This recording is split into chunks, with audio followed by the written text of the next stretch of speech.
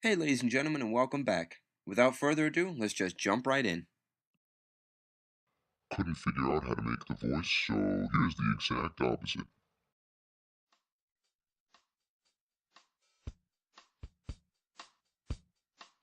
Ladies and gentlemen, I present to you the least hostile video game ever created, Animal Crossing. Here's the theme right now. It's the post-title theme. What we're just hearing is the title theme. Here's the little motifs going on in the menus. Oh, listen to that. The inquisitive motif.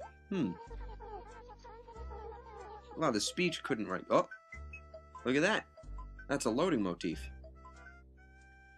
The original Animal Crossing, first released on Nintendo's GameCube, was, and still is, one of the funnest, cutest, and most relaxing games a person could play. Oh, listen to that. Dinner. That's the You Have Mail motif. There are no enemies, there are very few deadlines unless you're trying to complete the game 100%, and you can put down and pick up this game whenever you'd like. Musically speaking, though, it was incredibly complex. For starters, it had many themes and many motifs. We've heard a few of them thus far. Menu noises, picking a saved game, which is a town, the loading motif, the save game motif, which helped convey a mood of relaxation, as if to say, job well done, you'll hear it at the end of this video, etc. Believe it or not, the animals talking is not musical, it's sped up speech with like a vocal transformer, I'm pretty sure. The only theme we heard was the title screen, but now we're hearing something else entirely. This is the late night winter theme. I'll let you listen to it.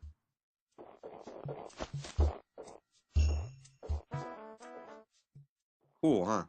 It's only heard from 12 a.m. to 5 a.m., and that's only during the winter months.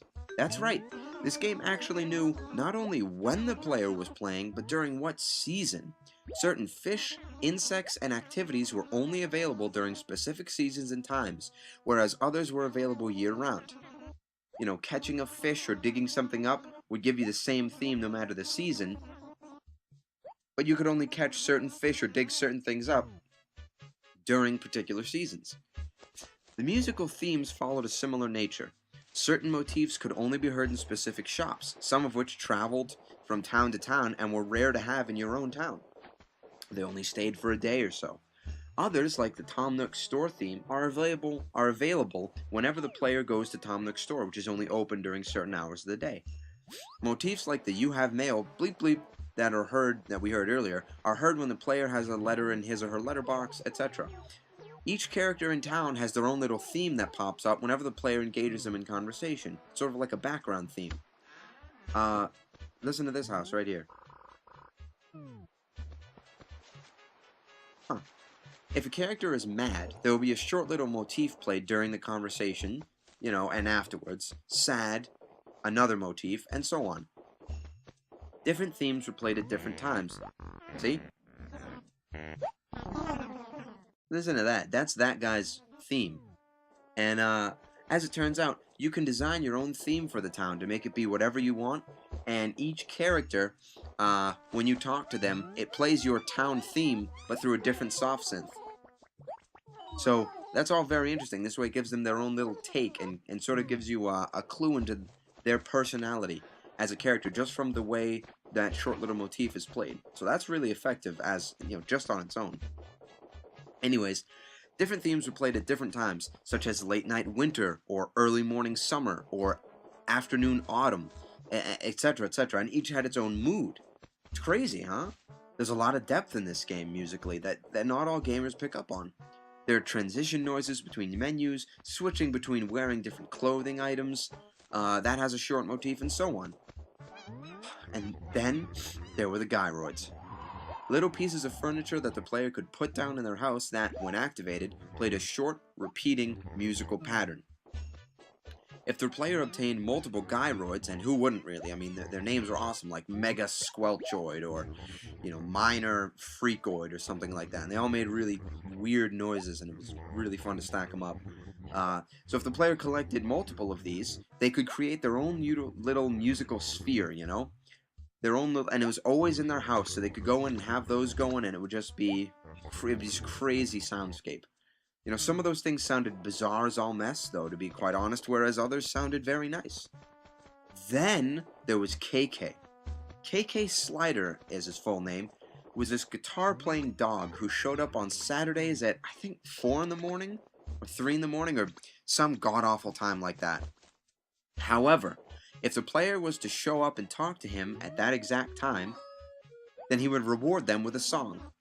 Now, it was completely random which song he would give the player, and it may have been a repeat of a previous given song, but regardless, the player could then put that song in his or her jukebox, something you could buy for the house, and then listen to it whenever she or he wanted, at home, of course. You think you could just override the main themes? Hell no. This is Animal Crossing, this ain't a damn game. Another thing KK would do is the credits would roll, and he would accompany them by playing the same credits rolling theme over and over again. However, at the end of the credits, he would give you, the player, that song. So that's pretty neat.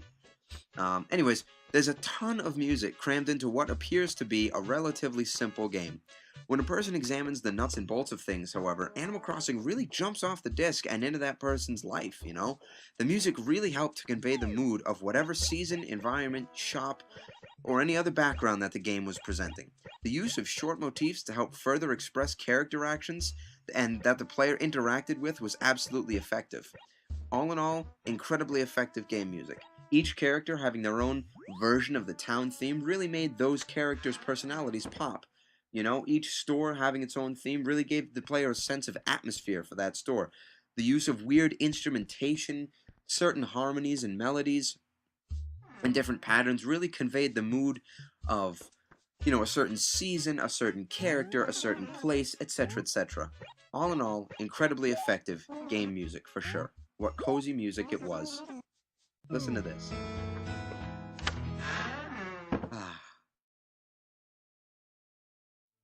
And now, in my opinion, one of the most cinematic games ever released.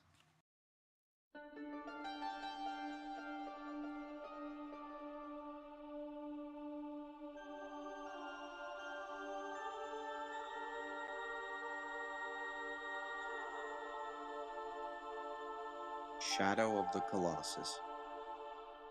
Wow. I know I've gushed about games before, but this one's really something. I don't even want to talk, I just want to let the whole cinematic play out, but it's a really long intro, so just listen to that introduction theme. That inspires mystery, okay? With its instrumentation, drawn-out chord structure, use of, certain modes, etc. I know that's all very musical, but there's so much depth here, it's overwhelming. I mean, this is just the intro, too.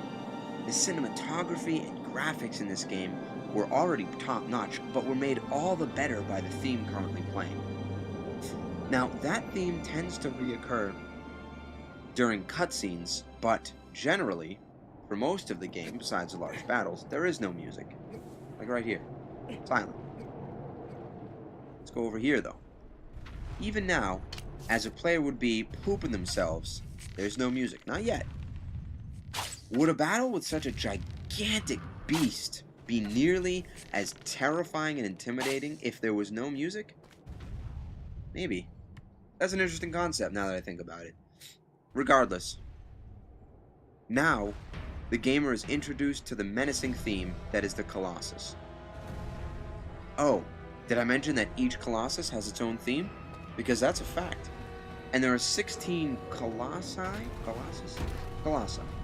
Yeah, scattered across this massive map. Traveling to and fro is done in complete musical silence, but the battles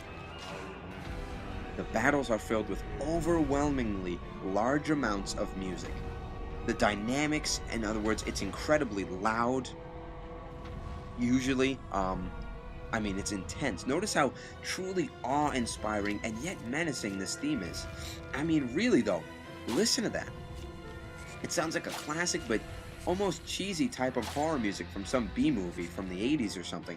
When applied to the beauty that is this game though, it takes on such a darker role, it really intimidates the player. The theme itself is as monstrous as the Colossus. The game actually makes the player consider the true impact of their actions, but that's a spoiler for another video. Now, note how the music is changing. As the player climbs up the Colossus, the music gets fuller in its sound, a little louder if you will, and perhaps more heroic sounding, it's got more theme in it. If we're not already there, let's cut to over here. See how this ends. Now, this theme happens at the end of every battle. Powerful, isn't it? And there's a little motif letting the player know that they've completed some sort of task, which is neat. Now, here's something seen straight out of the movie industry. Foreshadowing. We get a preview of what the Colossus' theme will be, and with a very faint instrumentation, it really makes the player almost dread what's coming up next. The use of light instrumentation with an overall quiet dynamic level definitely makes the mood this game is attempting to set all the more potent. Let's do a little fast forwarding here, there. And now we see the beast. More importantly, we hear it. Listen to it from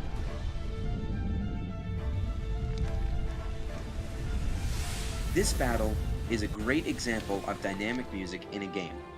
For example, right now, we hear the theme as it would normally play if the player kept running around and around the Colossus. However, if we go to here,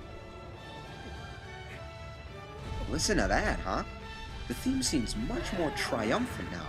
It seems as if the hero will have his way and the player will have his or her way, and everybody will be happy, except the Colossus, of course. The theme's change in tempo, dynamic level, and overall choice of pitches definitely make the player's actions of getting onto the Colossus stand out. That and the lack of music make the time when the player isn't battling seem massive, and it really brings out the true epic proportions of the map. Those two things, coupled with incredible cinematography and gameplay, as well as a slew of other reasons, make Shadow of the Colossus a smash hit. Effective game music? Without a doubt. Some of the best in recent years. Some of the most potent themes we've ever heard.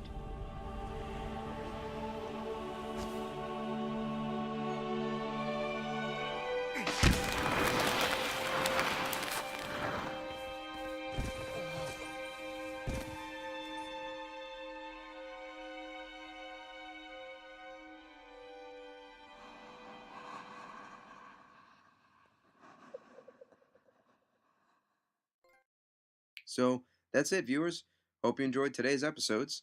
Be sure to tune in next time for my fourth and final video. I'm sure what's in there will be a real treat. Maybe. I don't know, I haven't made it yet. Goodbye!